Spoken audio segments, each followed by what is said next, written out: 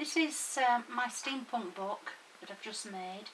It was one that I should have made at CHA, but things didn't go right, so we didn't actually get round to it. I did ask for photographs, but they weren't forthcoming. So the other day I decided that I'd set to and do something myself.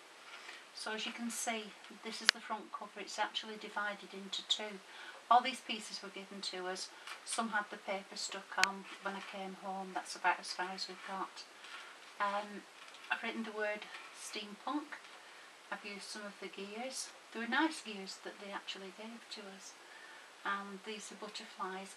The papers are all from Graphic 45. I've attached a little piece of chain down to the binding rings. I've used one of those, well, I call it a kilt pin, I don't know what they're called. And I've put a key and a butterfly, a lock, another key, an Art Nouveau figure, and something that I presume is steampunky. I put it as steampunk anyway. So this is the front cover, and as you can see, that is attached with a chain. So there's a little bulb on the body of that butterfly there. So first of all, if we undo that and we look at page 1. So this is the first page on the inside. I love that image of the man flying and somebody holding his hand and the little child stood there. So I decided he was off on a flight somewhere, so he needed a compass with him, so we've got north, south, east and west, and some of Tim Holt's ideology. Second page, we'll turn over. There are lots of these in with the Graphic 45 papers. Wasn't sure whether I wanted to do them with the picture recessed, which sort of makes sense, or with the picture standing out, and I quite like it with the picture standing out, so I've done some that way and I've done some that way, as you'll see as we go through the book.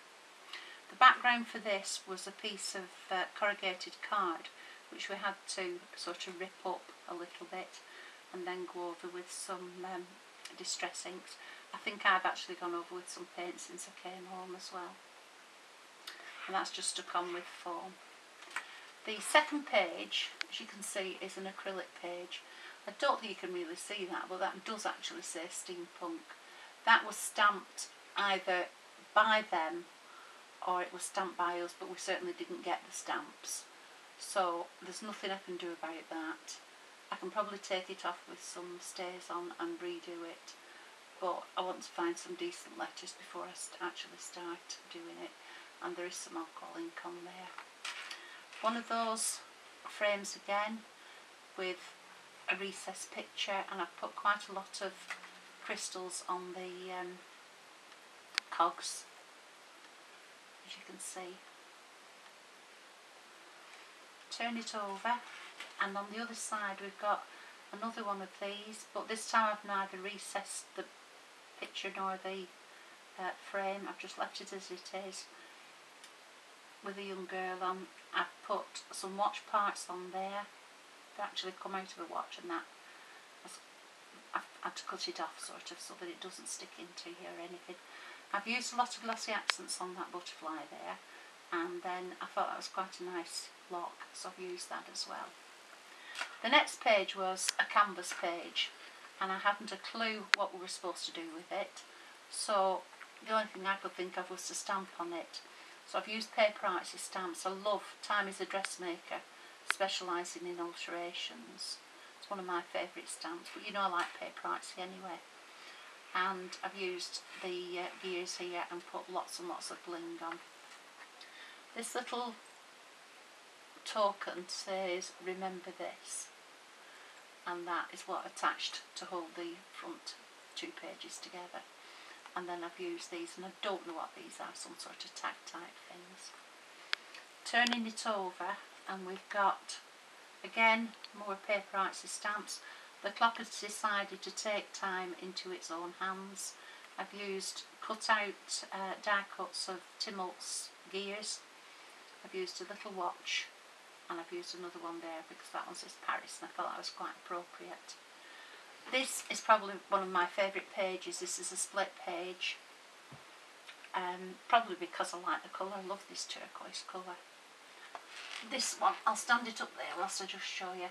I've put one of those on, and there's a tag that fits behind it. All the tags I've actually stuck on to some black card.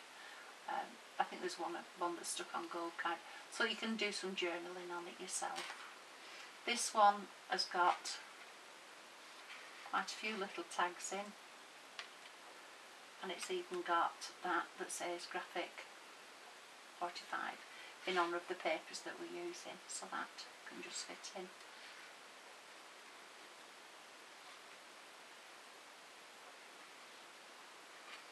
Turn them over, and this one has got a dark paper on, and I've decided to make these into little pockets, and so it's got a couple of tags in,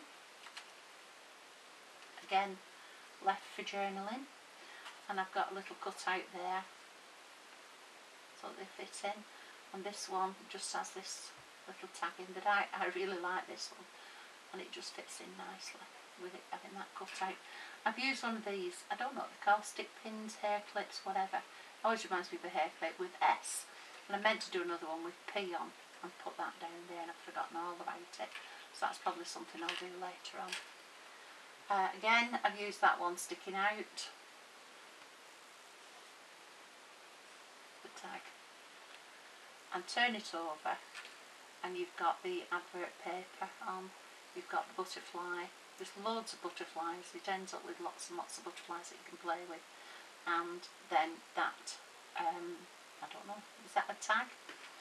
This was my most unfavourite, I should have said my least favourite page. I hated this page, and I didn't know what to do with it, and it was all because of this bodice. Can you see how clumpy those feet are? It was just dreadful. To my mind it was anyway. So what I've done is I've made a little book to actually cover it all up. You can see now the actual bodice, and that is not elegant. It's like a giantess body. I've used Tim Holt's Steampunk border down the side, put some little butterflies on, I've put some little gears and clocks on there. The word gear is done with walnuts ink and on a piece of black card, and then it's stuck on with foam buddies so that you get this relief, so that it will actually take this inside it. There's a flower on there, and then there's that charm that says Destiny. There's a little charm up there as well. The book itself, again, I've used that tag. It's a smaller edition of that tag, but one of my favourites, and because he's flying, I've written fly and sword on with my spellbinders.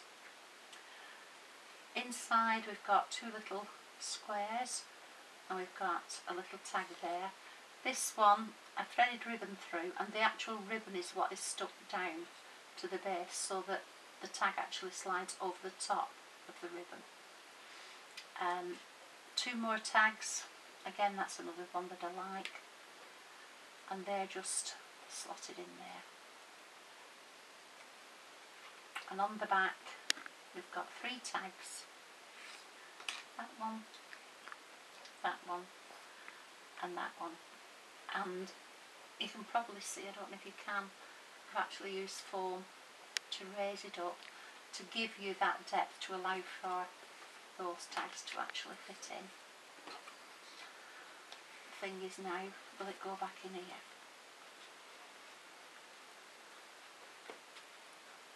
Yep. And then that just fastens too, again with that. Right, next to the last page, we've got this lady. I love this advert, I think it's a really nice thing. This wasn't in with the pack that we got from them, so this is taken from my own Steampunk pack. Gave her a crown, put some jewels on, gave her a little flower on her waistband, similar jewel. Used a Tim Holt's birdcage die to give her the skirt part, used some buttons, ideology buttons, and press studs to finish that page off. This one was already sort of more or less done. It had the green on, and it had this frame, and as you can see it's loose at the top. It had just been stuck down the sides. I would prefer it to have been stuck down with some foam to give you some depth, but that's how it was, and I suppose it was for you to put a photograph behind or something like that. I didn't want to do that. I wanted to keep it just totally graphic 45, so I've cut her out, cut her hand out so that she actually comes over the top. Then I've used glossy accents quite a lot on it. I've emphasised the blackbird. You can probably see it if I do that. Emphasised her buttons and her jewellery, the butterfly, and whatever that is that she's holding. I haven't a clue whether it's a mirror or what it is. I've no idea, but I've emphasised that as well. And then I found that hand pen nib, which I do like, so I put that on and I laid that across the gear. And then the back page, this was taken from the same paper as the image of the girl, you know, this lady here. She had these roses round her somewhere. So I've taken those off, stuck them down on 3 sides, and then I've just made 3 cards with some more of my own images, because I thought they were nice and bright, and it needed something to sort of, something big and something bright to brighten it all up, and that's it. So there's my steampunk album. Don't know why I had to wait so long before I decided I was capable of doing it myself, but I thoroughly enjoyed doing it, and I hope you've enjoyed seeing it. Thank you very much for watching. Bye.